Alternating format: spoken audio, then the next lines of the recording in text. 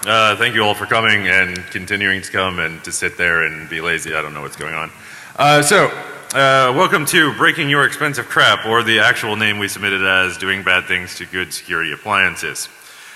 This is going to be kind of a primer, quasi, not really primer on hardware hacking as we see it in dealing with security appliances of all types. Am I echoing really bad, or is that just me? Figured.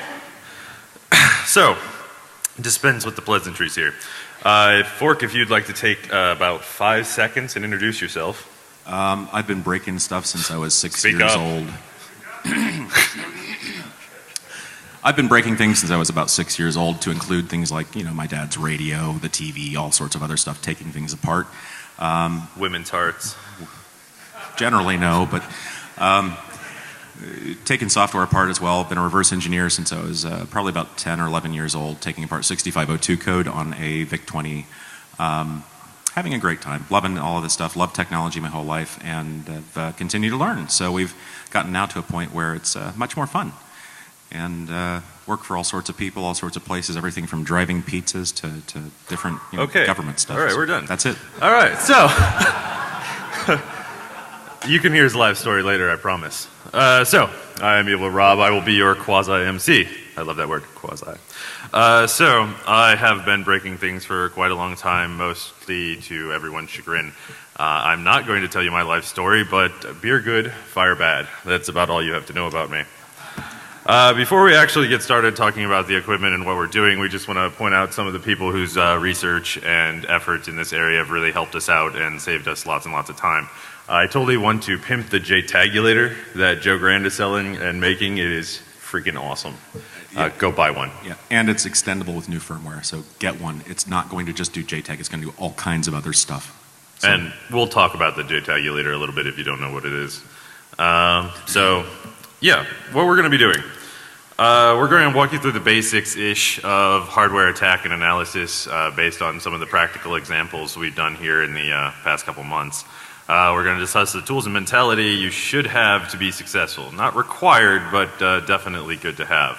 We'll discuss some of the common attack techniques when you're dealing with hardware. A lot of this talk is focused purely around the hardware and the theoretical attacks based on hardware, and not so much on the BSP or the firmware or anything else that is associated with that actual hardware. And a comment on this also, there is a larger set of material on the CD that covers this, but we have 45 minutes as opposed to the roughly 3 or 4 hours we would need to cover all the material in the slide deck. So if you look at your Defcon CDs, they have a large quantity of material about each of the items, bullet points, what interfaces look like, what provisioning interfaces look like, and a fairly detailed summary of how to get started doing hardware hacking. Yeah, it's about 100 and something slides of hardware attacking and how you do it and what you don't do and how people screw up and burn themselves with chemicals. The last thing we're going to do is show you pretty pictures and attempt to point at those pretty pictures. I don't know if we'll succeed. So the tools of the trade. This is stuff we use, stuff we have laying around the labs. Really handy to have anytime you're messing with hardware in any way. Most of this stuff can be acquired for less than $1,000. Most of it can be acquired for under $500. It just, the more features you have, the more expensive it gets. A few of the big items, we'll cover these in detail as we need them when we're actually talking about the hardware analysis. Your brain is important. It helps you control your body. And it allows you to consume alcohol, food, look at things, possibly. A voltmeter, surface mount soldering station, hot air rework station. If you don't know what those are, Google it. Basically, it's a soldering station and a tube that blows out 500-degree air. It melts things. And that's Celsius. It's really hot. It's really, really hot. Soldering stuffs, flux, magnifying glasses, microscopes, bus pirate. By the way, if you're using a magnifying glass to look, a physical one to look at a chip, put some Rain-X on it. Otherwise, it's going to fog up like every 3 seconds, and you're just going to be pissed. Yep. Pro tip. Yeah, pro tip. Don't be pissed. Bus pirate, amazing little device. It is like the end-all be-all for raw bus analysis up to a certain hertz range. Debugging interfaces, great to have spare ones around. We'll talk about some of the mistakes here in a second that hardware manufacturers tend to make. And I don't know if you know this, but just desoldering the header doesn't protect your board from having a header put back on. So, pro tip. Yes, IDA Pro, we'll quasi-cover this. Quasi. More in the slides on the disk. Yeah, more in the slides on the disk. We'll talk about what you may be able to throw into IDA Pro that you would have gotten out of the chips that we're attacking. And then other stuff you might need, chemicals, respirator, balls, also dongs. You know who you are. So, security appliances. You know, what do we consider to be security appliances? I know a lot of people, when I ask them, you know, what do they think about security appliances, they think of firewalls, they think of IDS, they think of all these actual things that have been categorized as appliances and sold to you by vendors who want to charge you lots and lots of money. What we consider to be security appliances is basically anything that can be used to secure something. So some of the examples we'll be looking at is securing people from themselves, like a safe, or we'll be looking at something like securing your data, so the encryption system that we'll be demoing, well, talking about here at the end. So it can be practically anything that has some kind of security setting and is hardware related. The steps that we generally take, again, go consult a big massive deck of slides if you really want a breakdown of all these steps, or find me in a bar and I'll be happy to talk to you for a price. And there's an outline of a full methodology to do repeatable assessments on that slide deck as well. And again, we just don't have time to cover it because that takes 45 minutes by itself. Yeah, pretty much. So, generally what you want to do is you want to define the goals. You know, what are you actually going after? Why are you attacking this device? You don't ever walk into something, especially when you're doing any kind of reverse engineering, and go, I'm just going to do this because it takes forever. Because you will sit there going, oh, I'll look at this now, and I'll look at this now. And at 9 months of work, you will have nothing but a pile of, oh, look at this now. So you want to define the device. And what we're talking about when we want to define the device is we want to look at it based on our goals. If our goals are to rip something out of the NAND flash, I don't have to sit there and mess with every other piece of that hardware to get that NAND flash. You know, I want to go directly to the bus. I want to do the stuff related directly to that chip. So when we're attacking something, we always have to keep the goal in mind as we define the parameters of the device and what hardware and what equipment we'll need to actually get that out. Gather all the open source information you possibly can. I know some of you may be decent social engineers, and if you ever talk to a sales guy, they just love to send you crap. The more you're like, I want to buy your piece of shit, they're like, here, have some documentation. Would you like chip specs? I've got some high-res x-ray photos too. Yeah, seriously. Like, I got stuff from one guy who was like, confidential company source information. I'm like, sweet, thanks. No NDA, thanks. Saves me from buying an electron microscope. It's in the budget, right? Yeah. We're working on that. Yeah, exactly. You know, examine the device for entry. Yeah. So, you know, a lot of these companies that create these secure appliances, especially ones that deal with key management, tend to have case sensors. They tend to have something a magnetic sensor of some sort, or a light sensor, or it just happens to be to detect case opening, so that when you actually open the case, it theoretically dumps the keys. Say bye-bye to your SRAM. Yes, say bye-bye to your SRAM, yes. However, like the mistakes we'll be talking about here in a little bit, usually the implementation of those security mechanisms are terrible. It turns into a checklist. The security guy's like, I need case protection and key protection and all this stuff, and then the engineer's like, done. And we all know how well that goes.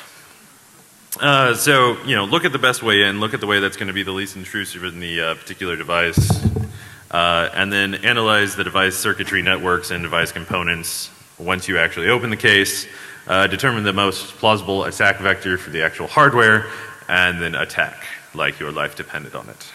Or go slowly, however you prefer. Toro. That would be tiger, but you know. Oh, well, whichever. You know, attack. So, common mistakes by the actual reverse engineers themselves. And I don't know how many times I have fallen victim to my own stupidity, and my friends as well, due to not taking copious amounts of notes and not taking pictures. Because when you're sitting in a pile of chips with a desoldered board in front of you going, I think it goes here, is not really the best time. And orientation's always important, because if you hook them up upside down, they tend to let the magic smoke out. Yeah. Powering up a board with a badly soldered chip just is a mess. Burning yourself with chemicals or fire, bad. Beer, good. Fire bad. See, I've taught you all something already. Not properly prepping for ESD, optical and magnetic isolation, if you need to work in an argon pressure environment, if you're dealing with nitrodized chips. Very, very important to have your test environment set up so that you're not actually going to ruin the thing that someone paid you or that you acquired to test yourself. Always take the time to make sure your environment's set up correctly and save yourself hours and hours of headache. And then my absolute favorite, get a backup device or a device of like make or something that's comparable to the chipset you're using, because once you let the magic smoke out of the thing you should be testing, you have pretty much failed. So you can't put it back in. It just doesn't work. And the list can continue ad nauseum based on the stupidity of the reverse engineer themselves. You know who you are. So, common mistakes by the people who sell you the really expensive appliances. Putting your case sensor wires right next to the vents. So, a paper clip and a pair of vampire clips, and I've just taken out your massively complex wire. And that handy dandy heavy gauge steel case too. Yeah, I love that. Speak. And the heavy steel case too. Yes, very impressive steel cases. And then you put vents in it. Hiding your chips under epoxy. Epoxy is not a security mechanism. For God's sakes. It really isn't. Like, you get this $30,000 piece of equipment with your security processor that holds your keys in it, and you're like, I'm just going to put epoxy on it. It's cool. Nobody can get to it. It's a bitch to get off. It's fine. Not using a built-in encryption protection mechanism on embedded processors, big fail. Not setting the read-write protect bits on the processor flash. There are fuses for a reason, and they're a real pain in the ass to get around. So if you set them, it'll only take me slightly more time and aggravation, but it's more time and aggravation. And if I get aggravated enough, I go find beer, and I stop working on your device.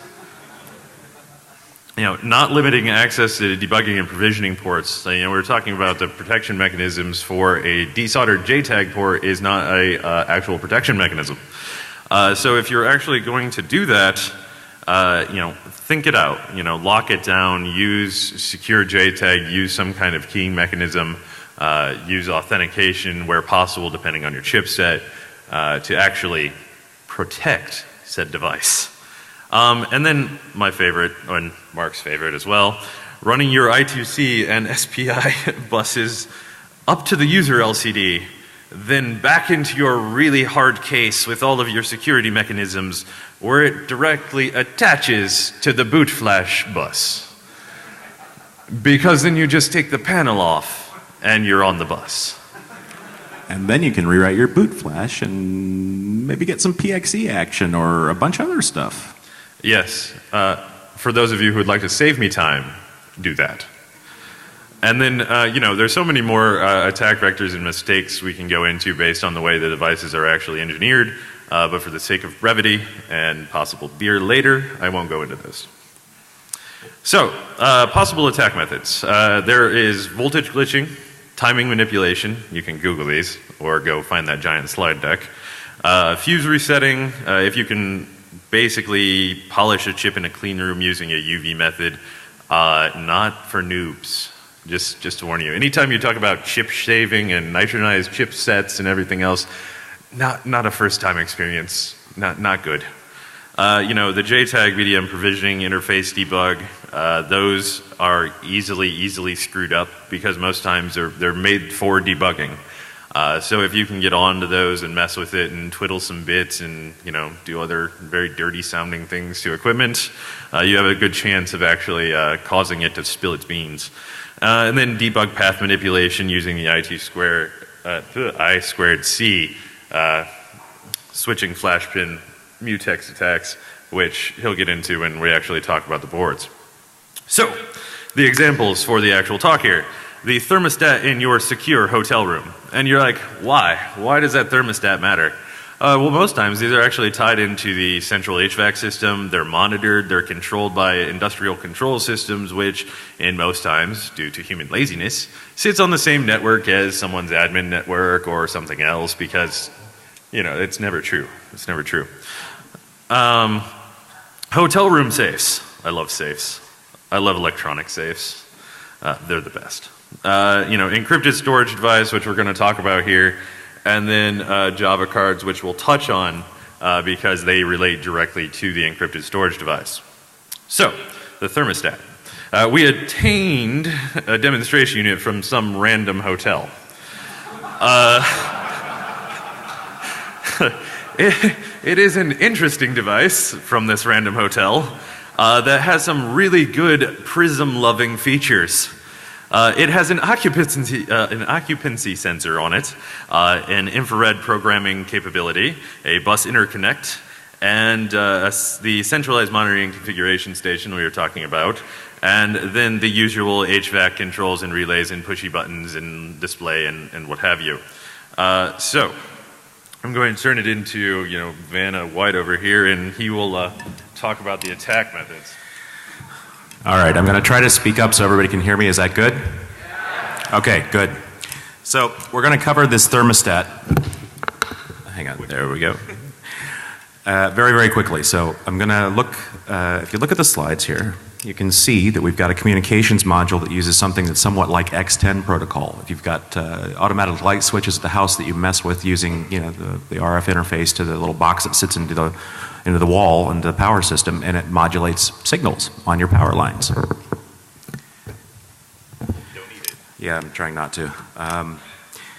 So we also have, let's go from top down then. So we have the HVAC controls, and we also have network communications there, if you see that.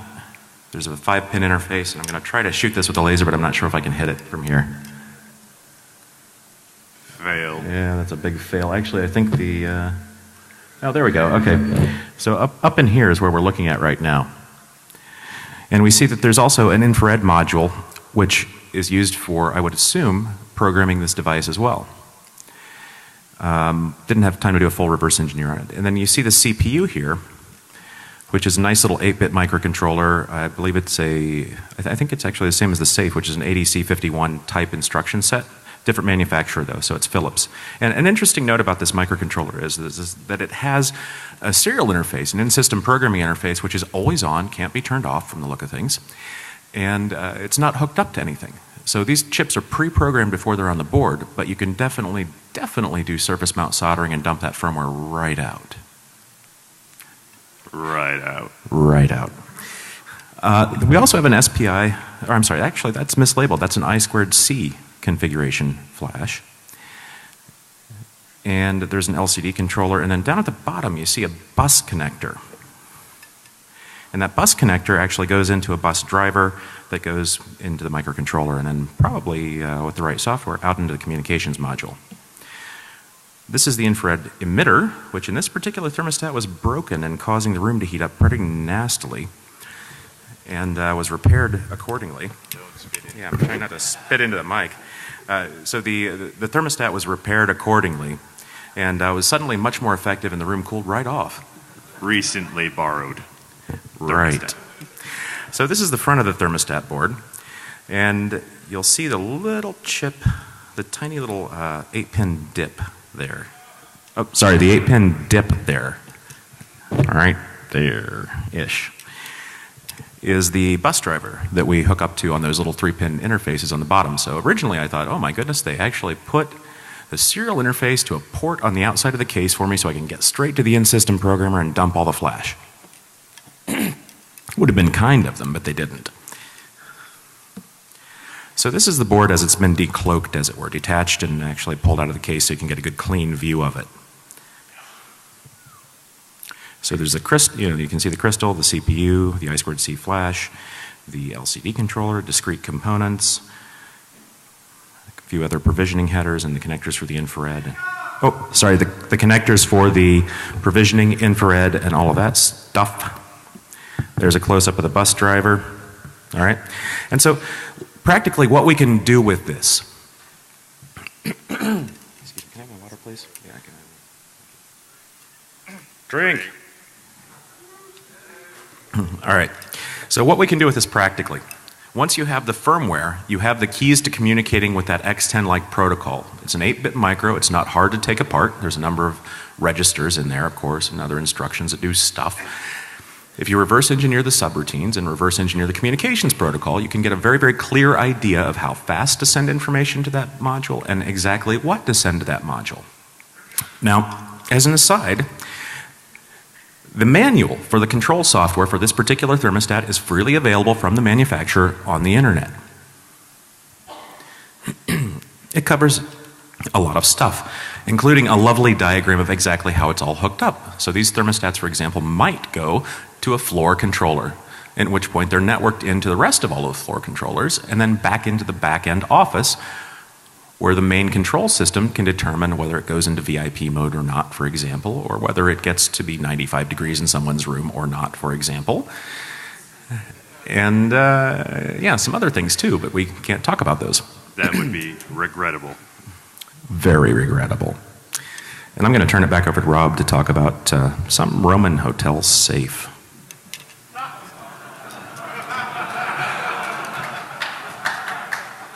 So we may have found this box somewhere. And I'm a big fan of Roman history, obviously, that's why that's on there. You know, some highlights of this particular device. It's a decent metal box that's been bolted down. It has a 4 to 8 digit variable pin. It's manually operated for power conservation, usually by the hotel staff, if they want something in it. Not saying anyone's bad or anything, but, you know, don't trust the safe. So, about the hotel safe, looking sexy, from a random Roman hotel. Do you want to talk about the board here? Yeah, I'll just stand up, that's fine. Yeah, we'll switch back and forth. So. Okay, so this is a sexy, sexy looking safe. Got a control board, got a servo arm, got the actual bolt attached to it, and some lovely batteries. Copper top. Yeah, copper tops. They last a little longer. So a total of 6 volts of power being supplied to this board. The main board is broken up into several discrete areas and several connectors.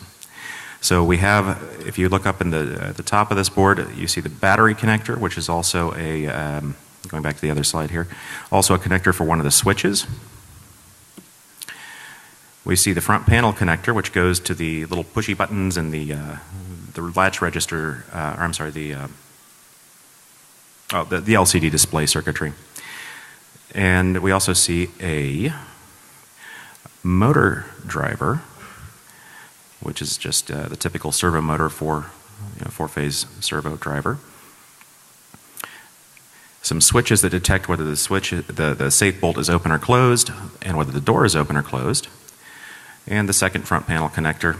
And we also have a 64K EEPROM and a 2 kilobyte flash ROM. And of course, the other red box that's not labeled, I'm sorry, the 2 red boxes aren't labeled, are a Dallas real-time clock module with battery included and a CPU module, which I believe, as I said, is again a 80C51, but of the Siemens variety as opposed to Philips. Okay. So I'm going to zip through the rest of this stuff. So there's some interesting things on this safe. So if you've looked under the handle of these safes, you'll notice there's an RJ5 interface and a small barrel connector, 1/16 inch barrel connector. And the reason the barrel connector is there is because batteries die and people still need to get their stuff. So you can power this from an external source if you need to. Additionally, the RJ45 is connected directly to pin 4 on the controller, which is an attention pin. It says, wake up, I need to send you something, and directly to the serial receive and transmit pins on the microcontroller. So if you send it a particular sequence of bytes, it opens right up. And this is not a good thing, because you can just repeat it over and over and over and over and over and over and over to other people's safes. Yes, you can. Now, there are a couple of distinctions. In a Roman hotel. So I'm going to zip back and look at this real quick as well. So if you see down here in the, let me see if I can hit that. So right in here, what that actually says is there's a code printed on it.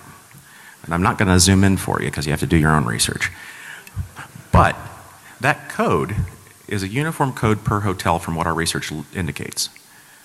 So if you have this code and a couple of other elements, which I unfortunately again can't tell you about because we haven't disclosed it to the manufacturer, then yes, you can open the safe right up. So if you look at the Siemens microcontroller, you see that the numbering is actually C501 on it. But if you pull up that particular data sheet, it says 8051 on it. So this is a variety. 8051 is a very old processor for anybody who doesn't know this. And it's a very prevalent processor in embedded devices. Fairly power efficient, 8-bit micro, so if you need something that lasts forever and can trigger a few servos or detect a few sensor motions, that's a great processor for it. Do you want me to just cover this? Yeah, okay. Right. So the secure SAN encryption board. In fact, do you want to pop the case and get those out so you can hold them up? So, okay. So we have a couple of these secure SAN encryption boards, and these devices were obtained from eBay. We had a we had a reason to look into them, and we found that eBay is a great source for almost anything. You can usually get surplus chips, for example, that were actually from the manufacturer in China. They made an extra run of whatever. Some of them even have the same EEPROM version identifier numbers as the product you're attacking. So we've taken epoxy off, and then when we're looking for that particular chip model on eBay to go and sock it onto a carrier board and test it for different things, we find a picture of the sticker that was under the epoxy on the flash device on eBay. By the way, the greatest thing about eBay is when companies refresh all their equipment, some random guy in like Texas gets a $30,000 encryption device and then sells you these cards for $30. That is correct. Because he has no clue. And they'll also sell broken devices on eBay. Now these broken devices might go for $100 for the weight of the component gold or whatever like that. Well, that's all well and good, but when it's a solder joint on the power supply that's broken off and you resolder it, you've now got a $30,000 appliance that works just fine. And it allows you to research some really high-end components and really high-end stuff without spending much. Makes a personal research budget very happy. The Linux chips on the cheap. Yes, and if you know where I can get a scanning electron microscope, come and see me afterwards, actually. So some of the features, the device itself is actually very well put together. It's a heavy gauge steel, and its purpose is to manage the keys for like the Brocade encrypting fiber channel switches. So the way it works is it manages the keys, it sends it to the switch and says, I have this particular piece of media that I need to access. And it says, okay, well here's the key that I want you to apply to that. So all your data is encrypted at rest. It's a great idea. It's a really great idea. It actually, the device does key management well, but they made a few critical mistakes with where they store keys and how they store keys and how keys are passed back and forth. And again, because we haven't disclosed it to the manufacturer, we can't tell you. I'm really sorry. Check back in like a month, hopefully. This is probably more like a couple of years on this one. Check back in a couple month things. But anyway, so it also has a lovely Windows Java front end. And I'm gonna go on a bit of a rant here on this, on the Java card stuff. So I don't have time to rant. It uses Java cards to store the master keying material. I don't have time to rant, apparently. Okay. Well, let me just say this then in calm tones. Don't include your Java card sources in the jar archives for your admin interface. This is a very bad idea. Part of the security through obscurity model with Java cards is they are EAL4 certified in most cases. That means you're not getting the code out. But if you compile it to standard Java, you can use a tool called JAD, which probably most of you are familiar with, to decompile this code to clean source. So, big props to them for that. Saved a lot of time. Thank you. Thank you very much. So this is our hardware formerly known as expensive, and its new symbol is the $, I gather.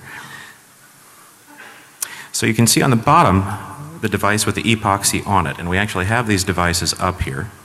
Yeah, after the talk, you can come look at them if you'd like. You can come and take a look. If they leave the table, I'll beat you.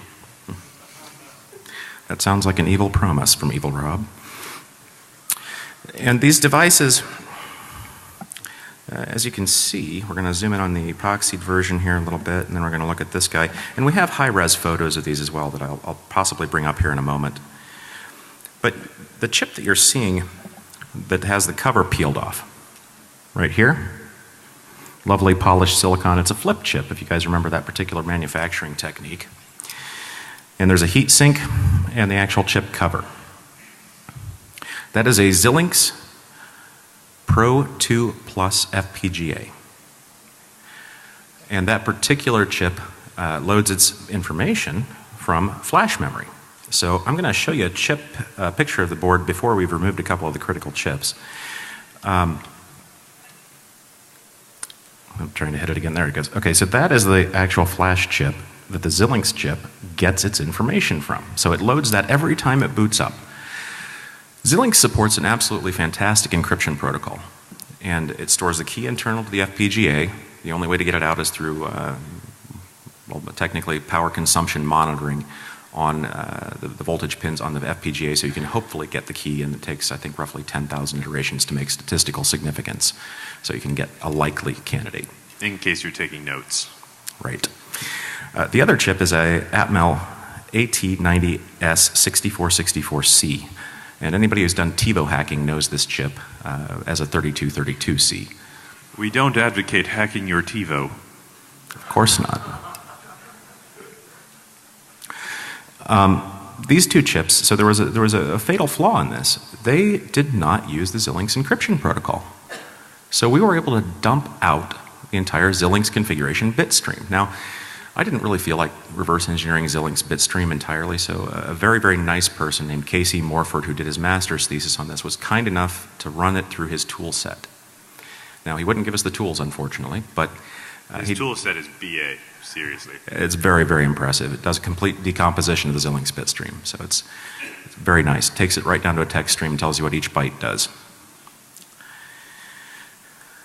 So anyway, we're going to cover also one more thing on this one, or a few more things actually, but booby traps.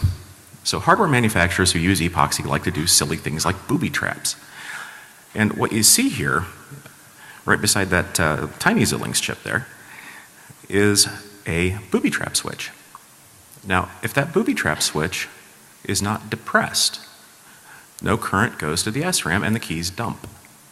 So if you're taking the epoxy off and you've been very careful, or you're chemically fulminating your nitric acid or doing whatever you're doing, take it off, and that switch pops up, it's game over.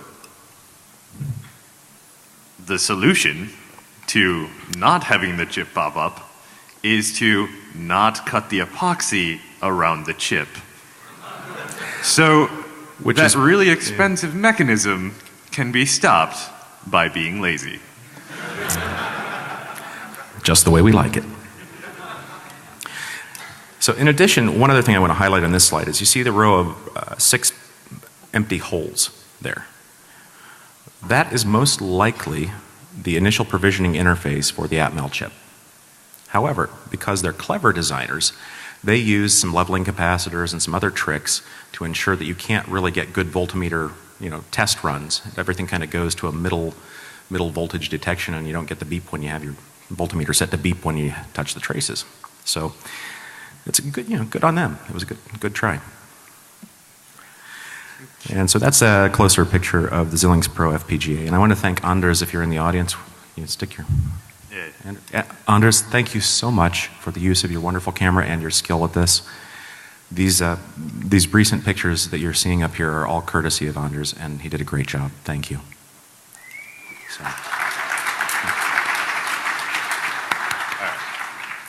So again, we're going to look at the provisioning interface there. That's just a quickie. And that one's only got a bit of the epoxy cut away. And we have a movie of epoxy removal if anybody wants to see it later, but not right now. It took about 10 hours and an X-Acto knife.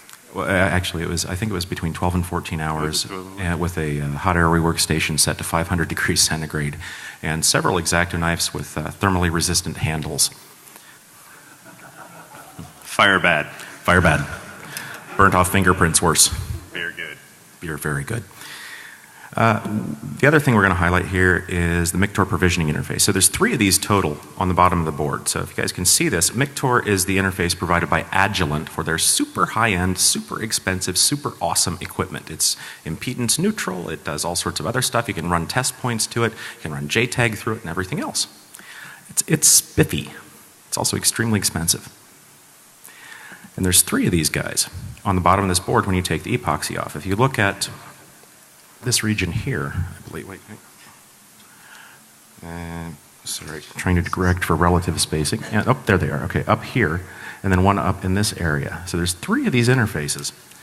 3 very expensive Agilent interfaces, all of which could be a candidate JTAG interface. And that candidate JTAG would talk to all of the memory devices, for example, on this, as well as, well, with the exception of the NAND flash, and the FPGA. So I'm going to actually back up a few slides here to show you one other chip. So there's another interesting comment on this. So there's an I2C flashable MUX involved in this. And what I mean by that is you can take a set of pins. A MUX is a device that lets you set pins to other pins, basically. So you can map inputs to outputs, if you think of it that way.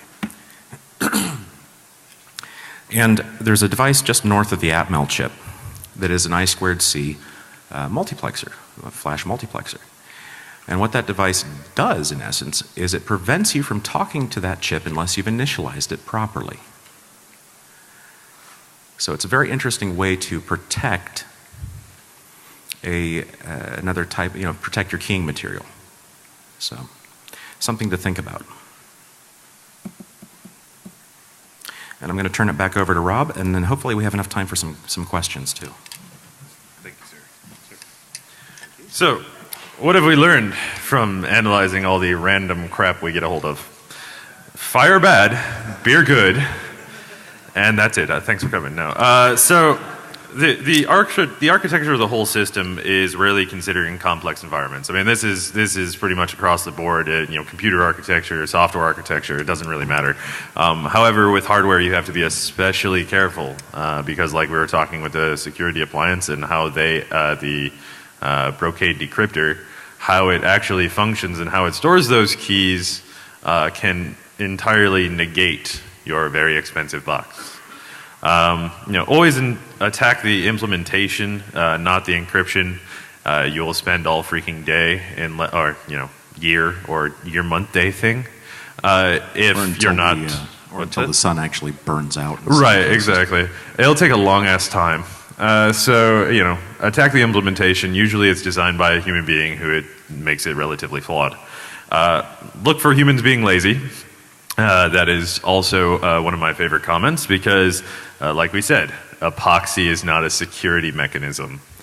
So, it will normally be, even in large engineering efforts, people cut corners. There's deadlines. There's things that people overlook. There's one point I do want to interject for safety reasons. Don't try it at home. You have to do certain steps to be safe around burning epoxy. All right, so heating it up is one thing. Some of the off gases from these things, I mean, you have a whole variety of things. I mean, the process of what's called homeopolymerization, which is what epoxy uses. Tangent. Right, tangent. But anyway, the point is, it off gases bad stuff and can kill you if you're not careful. Yeah, don't do this at home. Yeah. We're kind of professionals. Or wear a respirator. so chips don't lie. A chip will have markings on it, it will have manufacturing on it, it will be pinned in a certain way, it will be soldered a certain way. It only goes in one direction. And if it doesn't, it burns out. So, look for the placement of the chip, look what it's paired to, look what bus it sits on, and it'll be easy to determine the actual device you're working with from there. And there are chip databases out there that have all kinds of markings and how they're hooked up, and if it's SPI or I2C, it just huge amounts of information. And then I need more beer. So with that, we may have, 5 minutes for any questions? Yes? No? Yes? All right, fantastic. So, thank you for coming to see this, and if you have any questions, we'll be here.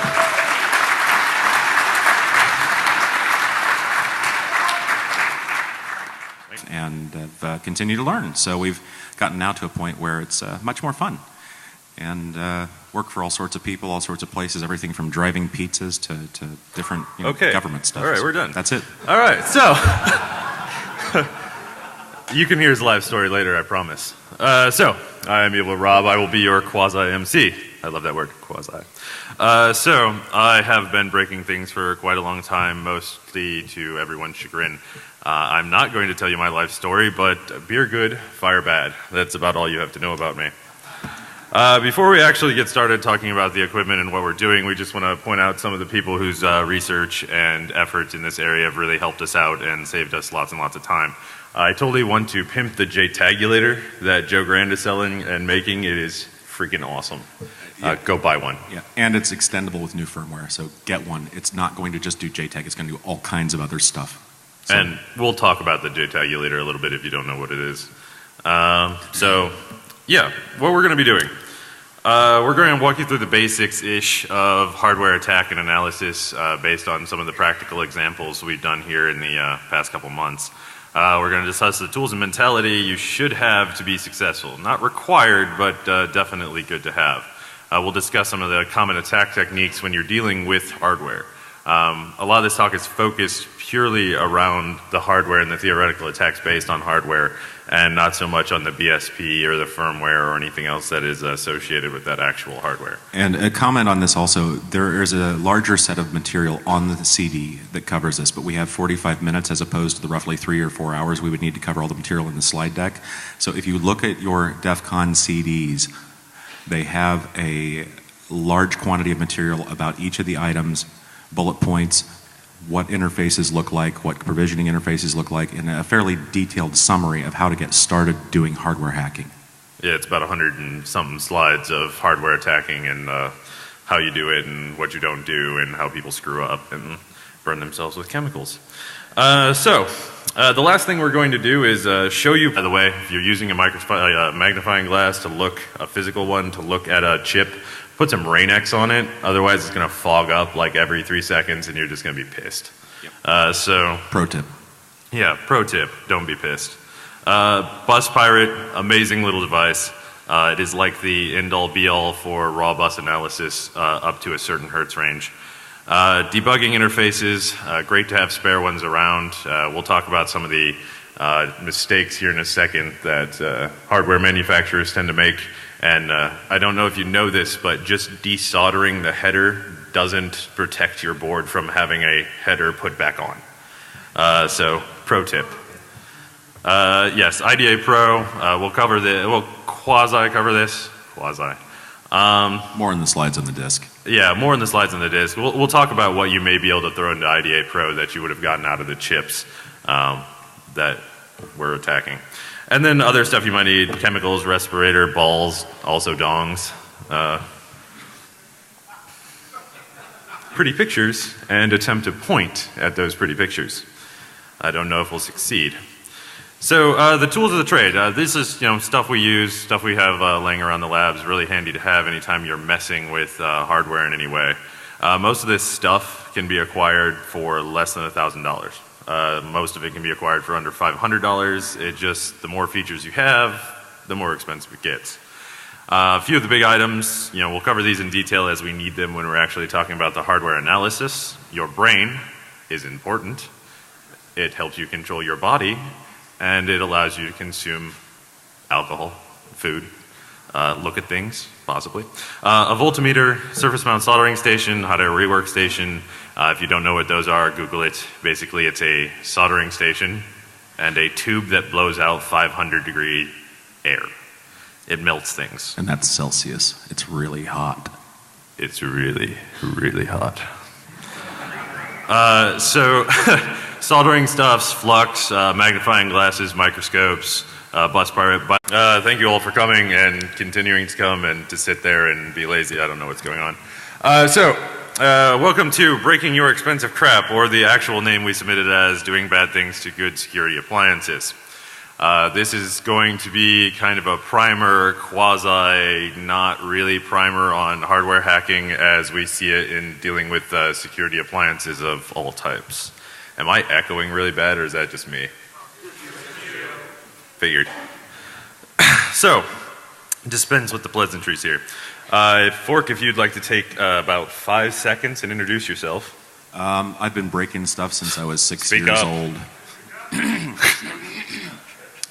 I've been breaking things since I was about 6 years old, to include things like, my dad's radio, the TV, all sorts of other stuff, taking things apart. Women's hearts. Generally, no, but taking software apart as well. Been a reverse engineer since I was probably about 10 or 11 years old, taking apart 6502 code on a VIC-20. Having a great time. Loving all of this stuff. Loved technology my whole life.